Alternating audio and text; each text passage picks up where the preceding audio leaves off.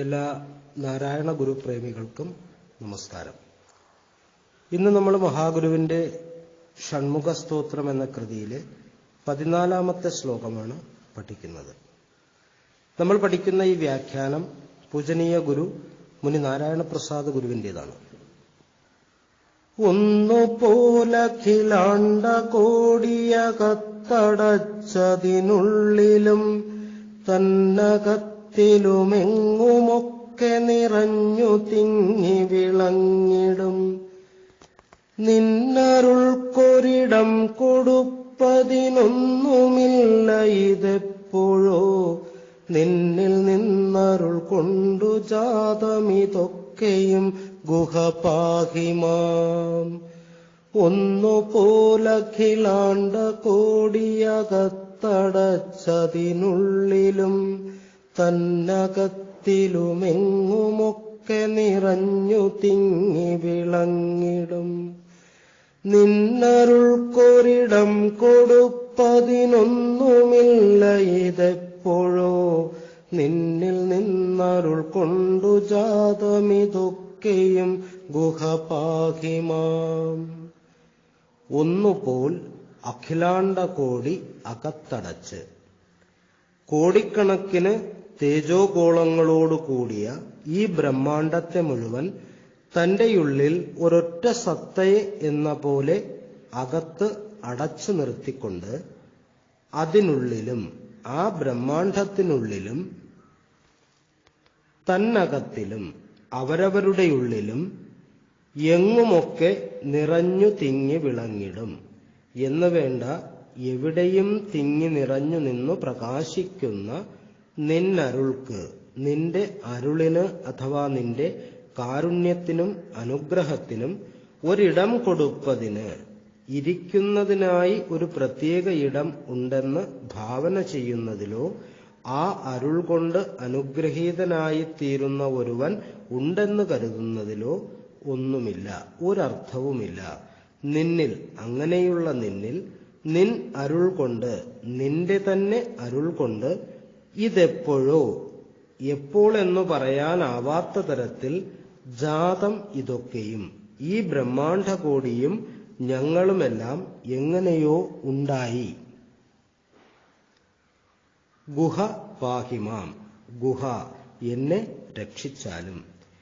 കോടിക്കണക്കിന് തേജോഗോളങ്ങളോടുകൂടിയ ഈ ബ്രഹ്മാണ്ടത്തെ മുഴുവൻ ഒരൊറ്റ സത്തയെന്ന പോലെ തന്റെ ഉള്ളിൽ അടച്ചു നിർത്തിക്കൊണ്ട് ആ ബ്രഹ്മാണ്ടത്തിന്റെ ഉള്ളിലും അവരവരുടെ ഉള്ളിലും എന്നു വേണ്ട, എവിടെയും തിങ്ങി നിറഞ്ഞു നിന്നു പ്രകാശിക്കുന്ന നിന്റെ അരുളിന് അഥവാ കാരുണ്യത്തിനും അനുഗ്രഹത്തിനും ഇരിക്കാനായി ഒരു പ്രത്യേക ഇടമുണ്ടെന്ന് ഭാവന ചെയ്യുന്നതിലോ ആ അരുൾ കൊണ്ട് അനുഗ്രഹീതനായിത്തീരുന്ന ഒരുവൻ ഉണ്ടെന്ന് കരുതുന്നതിലോ ഒരർത്ഥവുമില്ല.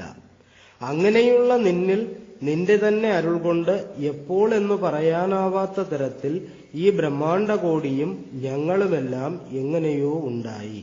ഗുഹ എന്നെ രക്ഷിച്ചാലും. ഭഗവാനെ, നിന്റെ അരുളാണ് എനിക്കിപ്പോൾ ധ്യാന വിഷയമായിരിക്കുന്നത്. അരുൾ ഒരു തമിഴ് വാക്കാണ്. കൃപ, കൃപയോടുകൂടി പ്രവർത്തിക്കുന്ന, അനുഗ്രഹം, അനുഗ്രഹിക്കുക, കൊടുക്കുക, മംഗളം ആശംസിക്കുക, ഇങ്ങനെയുള്ള എല്ലാ പ്രസന്ന ഭാവങ്ങളുടെയും ആകെത്തുകയാണ് അരുൾ എന്നതുകൊണ്ട് അർത്ഥമാക്കുന്നത്. നിന്റെ അരുളിനു വേണ്ടിയാണല്ലോ ഞാനും എന്നെ പോലെയുള്ളവരും പ്രവർത്തിക്കുന്നത്. വാസ്തവത്തിൽ നിന്റെ അരുൾ എവിടെയാണിരിക്കുന്നത്? അത് ആലോചിച്ചു നോക്കുമ്പോൾ അതൊരു മഹാശ്ചര്യമായി തോന്നുന്നു. ഈ വിശ്വം കോടാനുകൂടി തേജോഗോളങ്ങൾ തത്തിക്കളിക്കുന്ന ആദിയും അന്തവുമില്ലാത്ത ഒരു അതിവിശാല മണ്ഡലമാണ്. അതിനൊരു മുട്ടയുടെ ആകൃതി ഉണ്ടെന്നാണ് പണ്ടുകാലം മുതൽ തന്നെ ധരിച്ചു വച്ചിരിക്കുന്നത്. അതുകൊണ്ട് ബ്രഹ്മാണ്ഡം എന്ന് അതിനെ വിളിച്ചു പോരുന്നു. ആധുനിക ശാസ്ത്രവും വന്നെത്തി നിൽക്കുന്ന നിഗമനം അതുതന്നെ. നിരന്തരം വികസിച്ചുകൊണ്ട് നിൽക്കുന്ന ഈ വിശ്വത്തിന്റെ കാലപരവും ദേശപരവുമായ പരിമിതി ഒരണ്ടത്തിൻ്റേതുപോലെയുണ്ടെന്നാണ് അവർ സിദ്ധാന്തിക്കുന്നത്. അതിന് ആദിയും അന്തവുമില്ലെങ്കിലും അതിന്റെ വ്യാപ്തി പരിമിതിയില്ലാത്തതല്ല. ഒരു മുട്ടയുടെ പുറന്തോടിന് എവിടെയെങ്കിലും ഒരാദിയോ അവസാനമോ കാണാനാവുകയില്ല. എന്നാലും അതിന്റെ വ്യാപ്തിക്ക് പരിമിതിയുണ്ട്. അതുപോലെയുള്ളൊരാകൃതിയാണ് വിശ്വത്തിനുമുള്ളത്. മുട്ടയുടെ പുറന്തോടിന്റെ സ്ഥാനത്ത് വിശ്വത്തിനുള്ളത് കാലദേശാനുസ്യൂതതയുടെ പരിമിതിയാണ്. ഇങ്ങനെ അധ്യാത്മശാസ്ത്ര പ്രകാരവും ആധുനിക ശാസ്ത്രപ്രകാരവും ഈ വിശ്വത്തിന് അണ്ഡാകൃതിയാണുള്ളത്. അങ്ങനെയുള്ള ബ്രഹ്മാണ്ടത്തെ മുഴുവൻ ഉള്ളിൽ ഒതുക്കി വച്ചിരിക്കുന്നത് നിന്റെ അരുളാണ്. ഈ ബ്രഹ്മാണ്ടത്തെ മുഴുവൻ തന്റെ ഉള്ളിൽ ഒതുക്കി വച്ചുകൊണ്ട് വർത്തിക്കുക മാത്രമല്ല, നിന്റെ അരുൾ ചെയ്യുന്നത് ആ ബ്രഹ്മാണ്ടത്തിന്റെ ഉള്ളിൽ തിങ്ങി നിറഞ്ഞിരിക്കുന്ന സത്യവും നിന്റെ അരുൾ തന്നെയാണ്. ഇപ്പറഞ്ഞ തരത്തിലുള്ള ബ്രഹ്മാണ്ടത്തിന്റെ ഏതോ ഒരു കോണിൽ ഒരു പൊട്ടുപോലെ കാണുന്ന ഭൂമിയിൽ വസിക്കുന്ന ഒരല്പജീവിയായ ഞാനാണ് ഇവിടെ പ്രാർത്ഥിക്കുന്നതും നിന്റെ അരുളിനെപ്പറ്റി ചിന്തിക്കുന്നതും. ആ എന്നിലും നിറഞ്ഞിരിക്കുന്നത് വാസ്തവത്തിൽ നിന്റെ അരുളാണ്. ഇങ്ങനെ ധ്യാനപൂർവം ചിന്തിക്കുമ്പോൾ നിന്റെ അരുൾ വർത്തിക്കുന്നത് ഈ വിശ്വത്തിന്റെ മുഴുവൻ അകത്തും പുറത്തും അതിനുള്ളിലുള്ള ഓരോന്നിന്റെയും അകത്തും പുറത്തും തിങ്ങി നിറഞ്ഞു നിൽക്കുന്നതായിട്ടാണ്. ആഭരണത്തിൽ സ്വർണം തിങ്ങി നിറഞ്ഞിരിക്കുന്നത് പോലെ. അങ്ങനെയുള്ള നിന്റെ സ്വരൂപം ചിന്മയമാണ്. അതായത് അറിവ് തന്നെയാണ് നീയായിരിക്കുന്ന സത്ത. അറിവ് പ്രകാശ സ്വരൂപമാണ്. അറിവിന് പ്രകാശിക്കാനല്ലാതെ പ്രകാശിക്കാതിരിക്കാൻ സാധിക്കുകയില്ല. അതുകൊണ്ടാണ് വർത്തിച്ചിടും എന്ന് പറയാതെ വിളങ്ങിടും എന്നു തന്നെ പറഞ്ഞിരിക്കുന്നത്.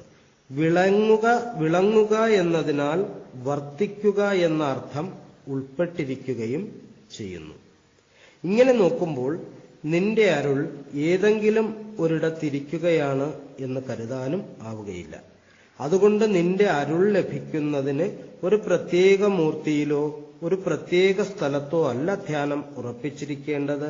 മറിച്ച് എങ്ങും തിങ്ങി നിറഞ്ഞു നിൽക്കുന്ന നിന്നിൽ തന്നെയാണ്. നീ ഏതെങ്കിലും പ്രത്യേക ഒരു ഇടത്താണുള്ളത് എന്ന് കരുതുന്നതിൽ ഒരർത്ഥവുമില്ല. അതുപോലെ തന്നെ നിന്റെ അരുളിനു വേണ്ടി പ്രാർത്ഥിക്കുന്ന ഞങ്ങളിലും സത്യമായിരിക്കുന്നത് നിന്റെ ചിത്പ്രകാശ രൂപത്തിലുള്ള അരുൾ തന്നെയാണ്. ആ സ്ഥിതിക്ക് എന്നിൽ തന്നെ നിറഞ്ഞിരിക്കുന്ന അരുളിനെ മറ്റെവിടെ നിന്നോ കരഗതമാക്കാമെന്ന മട്ടിൽ ഞാൻ ആരോടും അർത്ഥിക്കുന്നതിലും അർത്ഥമില്ല. ആകെയുള്ളത് നിന്റെ ഒരു അരുൾ മാത്രം. ആ അരുളിനെ ആർക്കും കൊടുക്കുന്നില്ല, ആരും എടുക്കുന്നുമില്ല. അതൊരു പ്രത്യേക സ്ഥലത്ത് സ്ഥിതി ചെയ്യുന്നുമില്ല. നിന്റെ അരുൾ മാത്രമാണ് സത്യമെങ്കിൽ ഈ കാണുന്ന ബ്രഹ്മാണ്ട കടാഹവും അതിലെ ഞങ്ങളും ഒക്കെ പിന്നെ എന്താണ്? ഈ ചോദ്യത്തിന് ഒരു ഉത്തരമേ കിട്ടുന്നുള്ളൂ. ഇതൊക്കെയും നിന്നിലുണ്ടായതാണ്. അതായത് നിന്നിൽ നിന്നുണ്ടായി നിന്നിൽ തന്നെ സ്ഥിതി ചെയ്യുന്നു, നീയായി തന്നെ സ്ഥിതി ചെയ്യുന്നു. നിന്നിൽ ഇതെങ്ങനെയുണ്ടായി? നിന്റെ അരുൾ കൊണ്ട് തന്നെ ഉണ്ടായി. നിന്റെ അരുൾ ഇവിടെ സർവകാരണവും സർവവ്യാപകവുമായ പൊരുളാണ്. ആ പൊരുളിൽ നിന്നും എട്ടുകാലിയിൽ നൂലെന്നതുപോലെ എല്ലാം പ്രഭവിക്കുവാൻ ഇടയായത് നിന്റെ അരുൾ കൊണ്ട് തന്നെ, അഥവാ അനുഗ്രഹം കൊണ്ട് തന്നെ. അരുൾ എന്നത് ശൈവ സിദ്ധാന്തത്തിലെ ഒരു മുഖ്യ തത്വമാണ്. അതനുസരിച്ച് ഈശ്വരന്റെ അരുളാണ് സൃഷ്ടിക്കു കാരണം. ആ ഈശ്വരനാകട്ടെ ലോകത്തിന്റെയും ജീവികളുടെയും ആത്മാവായിരിക്കുന്നു. കർമ്മമലം, മായാമലം, ആണവമലം എന്നീ 3 മലങ്ങളെയും നീക്കി ജീവികൾക്ക് മുക്തി നൽകുക എന്നതാണ് ഈശ്വരൻ സൃഷ്ടി നടത്തുന്നതിന്റെ ലക്ഷ്യം എന്ന് ശൈവ സിദ്ധാന്തം കരുതുന്നു. എന്നാൽ ഇവിടെയാകട്ടെ അരുളിനെ സർവത്തിനും കാരണമായ സത്യമായിട്ടുകൂടി കാണുന്നു. മുക്തി ആഗ്രഹിക്കുന്ന വ്യക്തി മാത്രമല്ല, സകലതും നിത്യമുക്തമായ ആ അരുൾ കൊണ്ട് നിറഞ്ഞിരിക്കുന്നു. അതുകൊണ്ട് ഈശ്വരന്റെ അരുളിനു വേണ്ടി ജീവികൾ കാത്തിരിക്കുന്നു എന്ന് പറയുന്നതിൽ അർത്ഥമില്ല. അങ്ങനെ നോക്കുമ്പോൾ ശൈവസിദ്ധാന്തത്തിലെ അരുൾ എന്ന സങ്കല്പത്തെ വേദാന്തത്തിന് ഇണങ്ങുന്ന തരത്തിൽ പുതിയൊരു മൂല്യവും പുതിയൊരു മാനവും നൽകി കാണുകയാണ് ഇവിടെ ചെയ്തിരിക്കുന്നത്. ഇതെപ്പോഴാണ് ജാതമായത്? അതും പറയാനാവുന്നതല്ല. ഒരു തരത്തിൽ നോക്കിയാൽ എപ്പോഴും ഇതൊക്കെയും ജാതമായിക്കൊണ്ടിരിക്കുകയാണ്. അതിനൊരു പ്രത്യേക സമയമില്ല. മാത്രമല്ല, കാലത്തിലാണ് ഈ പ്രഭവം നടക്കുന്നത് എന്ന ധാരണ തന്നെ തെറ്റാണ്. പ്രഭവം മൂലം കാലബോധമുണ്ടാകുകയാണ് ചെയ്യുന്നത്. ഇതൊക്കെയും കൂടി നോക്കുമ്പോൾ എല്ലാം ഒരു മഹാശ്ചര്യം തന്നെ. ആ ആശ്ചര്യത്തിന്റെ ഒരു കോണിൽ ഞാനെന്ന ആശ്ചര്യവുമുണ്ട്. അല്ലയോ ഗുഹ, രക്ഷിച്ചാലും. ഒന്നുപോലഖിലാണ്ട കോടിയകത്തടച്ചതിനുള്ളിലും തന്നകത്തിലുമെങ്ങുമൊക്കെ നിറഞ്ഞു തിങ്ങി വിളങ്ങിടും. നിന്നരുൾക്കൊരിടം കൊടുപ്പതിനൊന്നുമില്ല ഇതെപ്പോഴോ, നിന്നിൽ നിന്നരുൾ കൊണ്ടു ജാതമിതൊക്കെയും ഗുഹ പാഹിമാം. ഒന്നുപോലഖിലാണ്ട കോടിയകത്തടച്ചതിനുള്ളിലും തന്നകത്തിലുമെങ്ങുമൊക്കെ നിറഞ്ഞു തിങ്ങി വിളങ്ങിടും. നിന്നരുൾക്കൊരിടം കൊടുപ്പതിനൊന്നുമില്ല ഇതെപ്പോഴോ, നിന്നിൽ നിന്നരുൾ കൊണ്ടു ജാതമിതൊക്കെയും ഗുഹ പാഹിമാം. സദേവ തത്.